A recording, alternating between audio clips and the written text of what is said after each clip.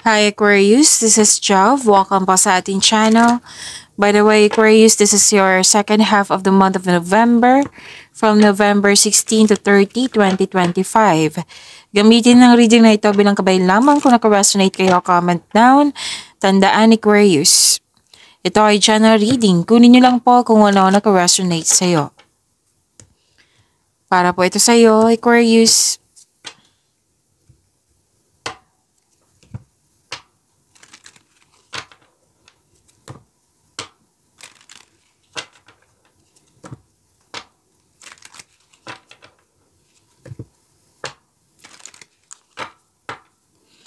Para po ito sa iyo, Aquarius, ngayong November 16 to 30, 2025.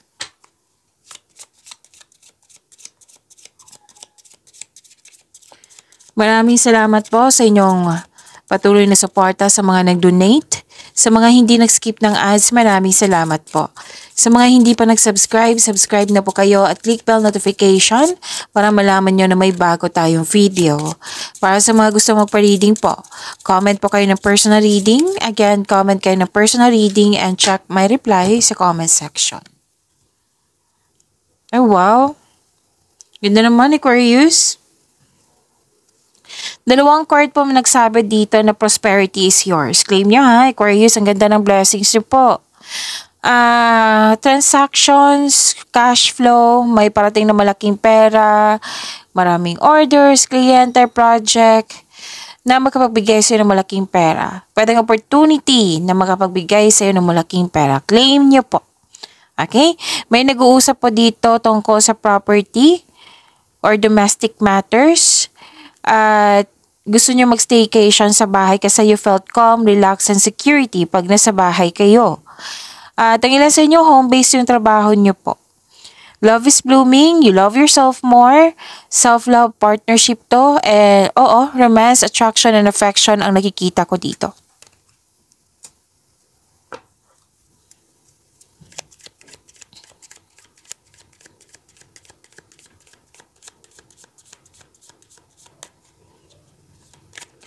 Energy ni Aquarius ngayon November 16 to 30, 2025.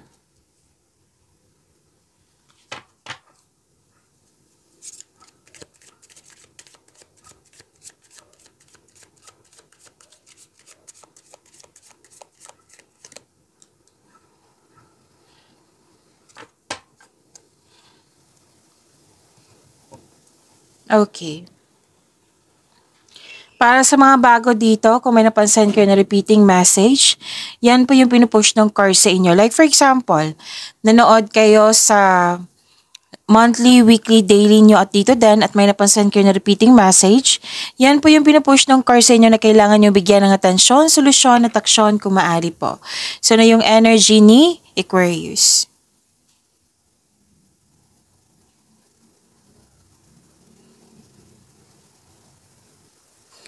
Partnership.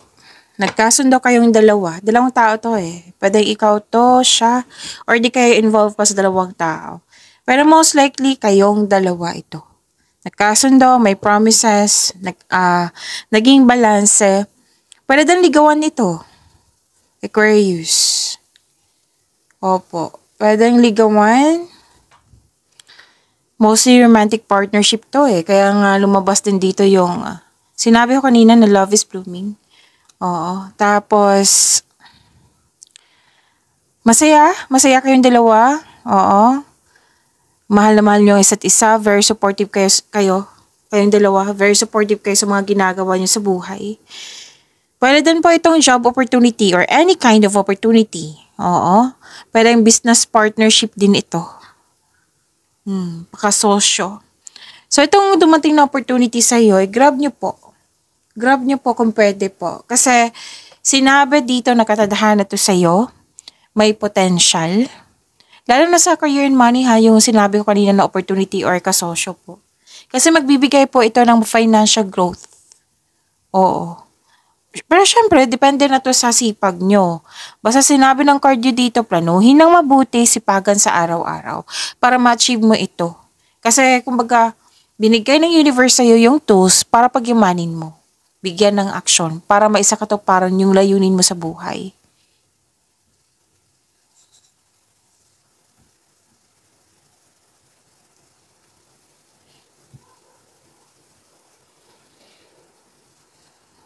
Okay.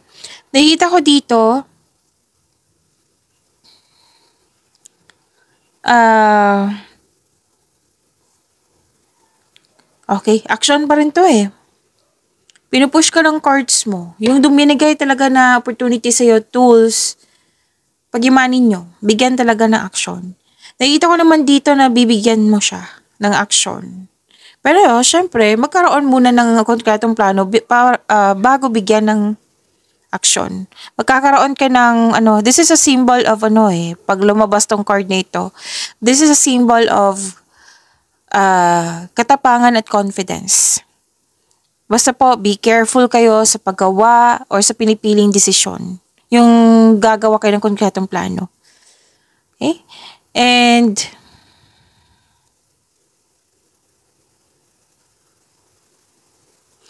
may dito, may nakita ako ditong very aggressive na tao. Pwedeng makulit or prangka.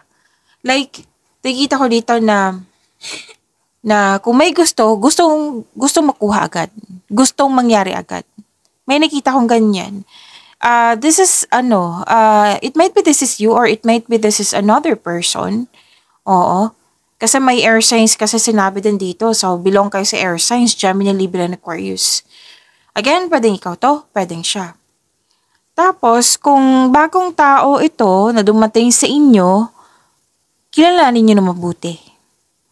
Okay? Remember, this is your energy cards. Pwedeng sa love and romance to, pwedeng sa career and money, personal life. Kung may sinasabi siya sa iyo dyan, or ino-offer sa iyo dyan, or bagong tao ito, kilalanin na mabuti, alamin ng mabuti. Yan yung assignment mo. Kilalanin ng mabuti, alamin ng mabuti. Okay? Kasi maaring kung hindi mo siya alamin, nakikita ko kasi dito na, like for example, bagong tao to na hindi mo siya gaano kilala, na nagsasabi siya sa iyo na, mag-invest ka ng 100 pesos kasi bukas 200 pesos na yan. Oo. Example lang po ito ha. So, alamin mo mabuti kung totoo ba yan or hindi. Okay? Tapos, another example. Mahal na mahal kita. Kailangan patunayan niya kaysa, di ba? Kaysa sinabi niya, dapat patunayan niya with action. So, yun po ha, dalawa yung assignment nyo. Kilalanin, alamin ng mabuti.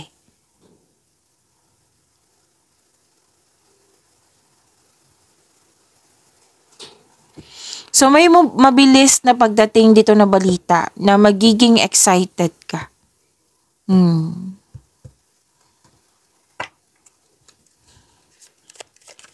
Okay, wow. Ang lumipad, tingnan nyo. Wheel of Fortune. Ang ganda. Wheel of Fortune nakuha mo sa career and money. Aquarius. Kanina pa yan eh. Oo. Yung sinabi ko kanina sa inyo na prosperity is yours. Ang ganda. Ako. Ganda Aquarius. Ang ganda ng cards mo sa career and money po. Naalala niyo yung sinabi ko kanina dito na prosperity is yours? Andito sa dalawang card mo. Sana all. So, claim ha. Kahit hindi ako Aquarius, i-claim natin to. Okay, magandang kapalaran po ito.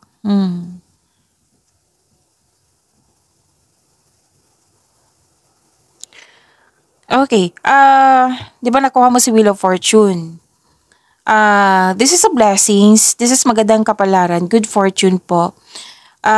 Dalawang card na mismo nagsabi dito na may opportunities, lalo na't may job opportunity.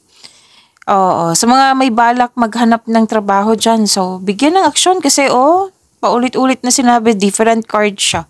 May job opportunity. So, hanap na kayo, mag-send na kayo ng application. Oo. At may unexpected wealth po, financial stability. Yes, claim nyo ha. Kung gipit ka ngayon, may parating na blessings na makapagbago sa iyong kaperahan. Kung jobless ka ngayon, may unexpected job opportunity na darating. Ito na yung sinabi ng card mo dito kanina. Dalawang card na cash flow. Andito. May parating na malaking pera sa iyo. Sinabi ko yan kanina ha, na nag-clarify dito sa tarot cards nyo. Claim nyo po. Nag-clarify talaga. Wow. Malaking pera na matatanggap. Pwede din na malaking, yung sinabi ko kanina, pwede yung customer, kliyente na, or opportunity na makapagbigay sa iyo ng malaking pera. Pwede maraming benta. Oh, ang ganda naman, Aquarius. So, this is good luck and good karma. Actually, sinabi dito ito yung resulta sa inyong sipag at syaga. Naging productive kasi kayo sa araw-araw. At yun, may nakuha ka. Oo, na malaking blessings. Resulta to sa inyong sipag at syaga. Pagiging productive sa araw-araw. Good luck and good karma. This is, yung opportunity na kadestiny yan sa iyo. So, wag kayong mag-alinlangan na tanggapin ito kung pwede po. Syempre, at the end of the day, kayo po ang mag-decide niyan. Kasi buhay niyo po iyan. So, may completion of cycle. May nakita nga ako dito natapos na yung mga ginagawa niyo. Oo. So, mag-focus kayo sa makontrol nyo in order to find peace. Let go muna po ang hindi mo makontrol. Yun po ha, may changes na mangyayari, makaka-receive kayo ng malaking blessings. Okay? You're moving from a painful cycle to happiness to embrace this new situation na dumating sa iyong buhay.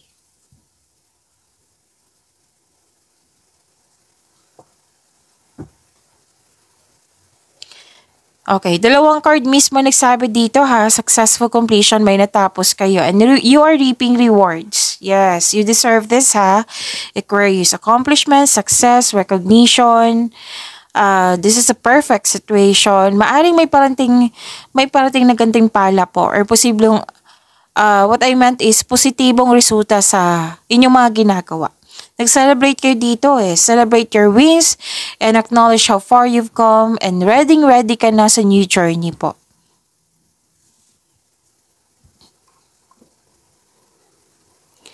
May nakita rin ako dito natapos na yung, di ba may natapos sa gawain. May nakita rin ako natapos na construction ng dream house mo. Basta may natapos, okay? So, everything you have worked for is coming together. Dalawang card na mismo nagsabi niyan. Resulta to sa inyong sipag at syaga. You deserve this, Aquarius. Claim nyo po.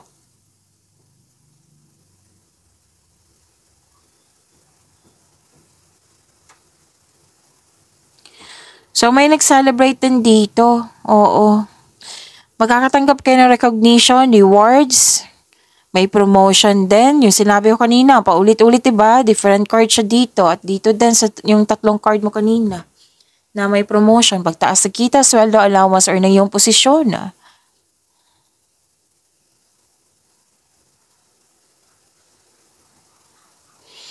Okay. May positive review kayong matatanggap mula sa customer, kliyente. May graduation ba ngayon? May nakita kasi akong graduation dito. So anyway, nag-celebrate kayo dito, which is good. Kasi na-acknowledge mo yung bigay ni God sa inyo. Oo, magbibigay yan ng positive energy sa iyo at masahatak kayo ng mga blessings sa parating sa iyo. So, keep it up. Ang ganda. Congratulations. Aquarius. Oo.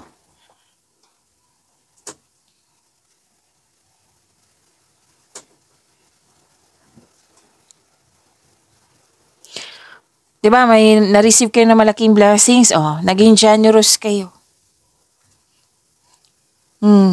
Suporta sa inyong boss, mentor, or life coach. It will help move your career forward. Tapos marunong din kayong makinig sa inyong intuition. Gumagawa ka ng wise choices dito. Ginagamit niyo po yung intuition niyo para makagawa kayo ng best decision or best choice. Very supportive din yung grupo ng tao sa iyo. Pwedeng family mo ito, kasamahan mo dyan, or mga friends mo.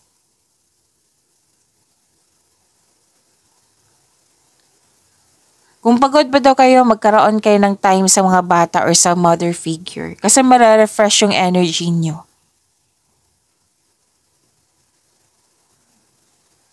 After nito, posibleng magkakaroon ka ng time sa nature, sa family, or even yung cooking, gardening. Kasi it will help you relax. Yung mararefresh talaga yung energy nyo. And please know that you have abundant in life.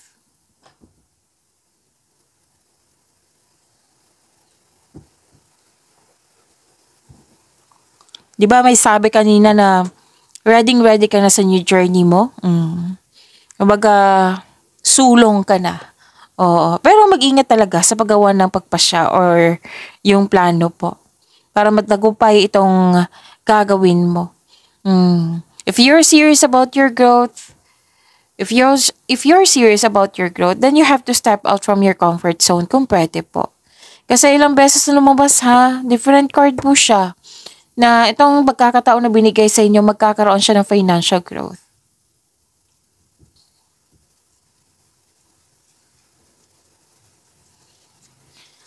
Maaring may deal, commitment, agreement, promises, or di kaya signing of contract.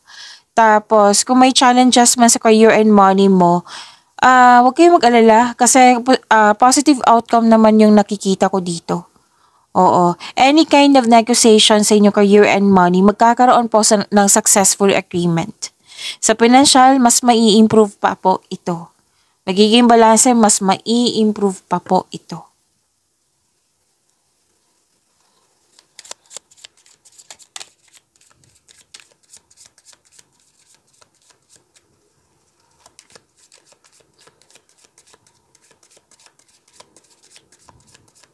Love life, self-love, partnership, and romance ni Grace.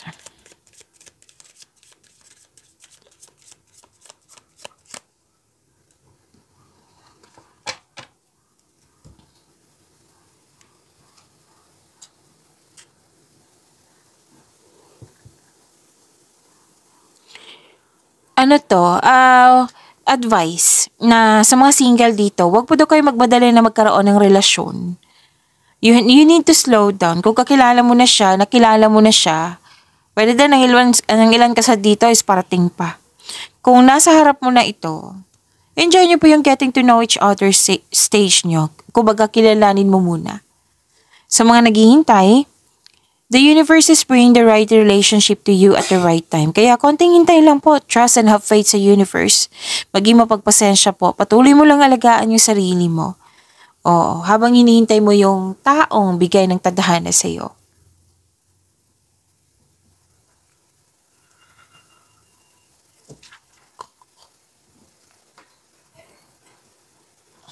Okay, nag-stretch lang ako kasi medyo masakit yung likod ko. Okay, matibay po ang inyong relasyon. Maaring nag-date kayo ngayon after ng masalimuot na di pagkakaunawan ng kahapon. Makakatangkap din kayo ng good news po. Yes. Sa mga single, oo, dalawang card na mismo nagsabi dito ha, na handang-handa ka ng tumanggap ng bagong pag-ibig.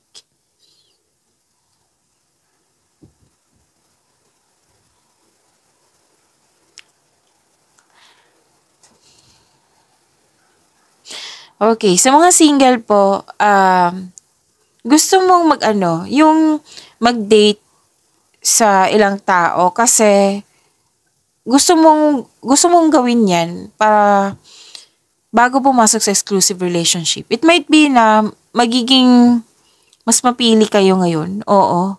Na gusto mong kilalanin mo muna bago pumasok sa relasyon.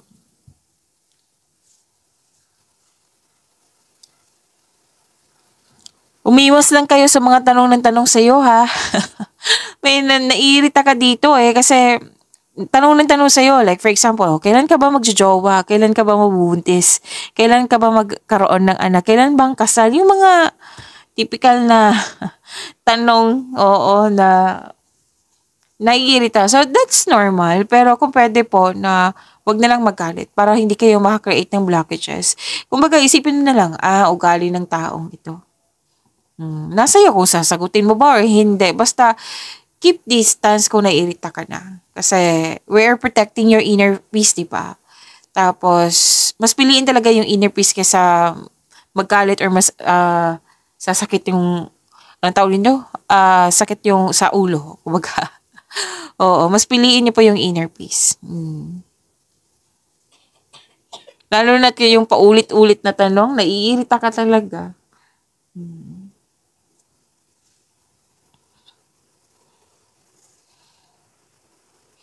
Ano pa?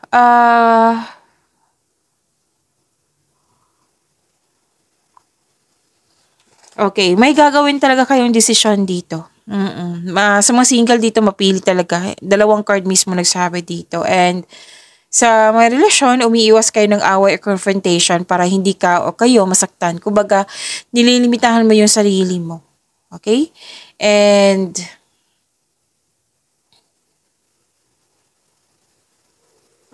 okay. Magkakaroon talaga ng masisina pag-uusap, oh. So, improve communication.